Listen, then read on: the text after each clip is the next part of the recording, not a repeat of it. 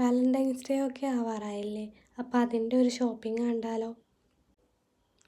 കുറച്ച് ഹാമ്പേഴ്സ് എടുക്കാൻ വേണ്ടിയിട്ടാണ് ആദ്യമായിട്ട് നമ്മൾ പോയിട്ടുണ്ടായിരുന്നത്. അതിൽ നിന്ന് കുറേ ഹാമ്പേഴ്സ് നോക്കിയിട്ട് സെലക്ട് ചെയ്ത് വെച്ചു.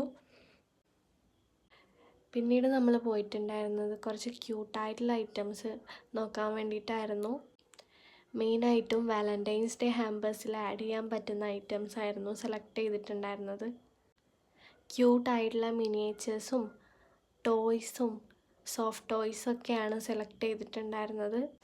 പിന്നെ ഈ ക്യൂട്ടായിട്ടുള്ള മിനി ലാമ്പൊക്കെ വെച്ചിട്ട് വളരെ ബഡ്ജറ്റ് ഫ്രണ്ട്ലി ആയിട്ടാണ് നമ്മൾ ഹാമ്പർ ചെയ്യുന്നുള്ളത്. അവിടുന്ന് കുറച്ചധികം ഐറ്റംസ് നമ്മളെടുത്തു.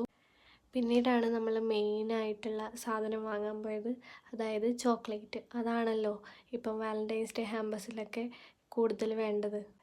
നിങ്ങൾക്ക് വാലന്റൈൻസ് ഡേ ഹാമ്പേഴ്സിൻ്റെ ഡീറ്റെയിൽസ് അറിയാൻ വേണ്ടിയിട്ട് താഴെ കൊടുത്ത നമ്പറിലേക്ക് ഒന്ന് മെസ്സേജ് അയച്ചാൽ മതി.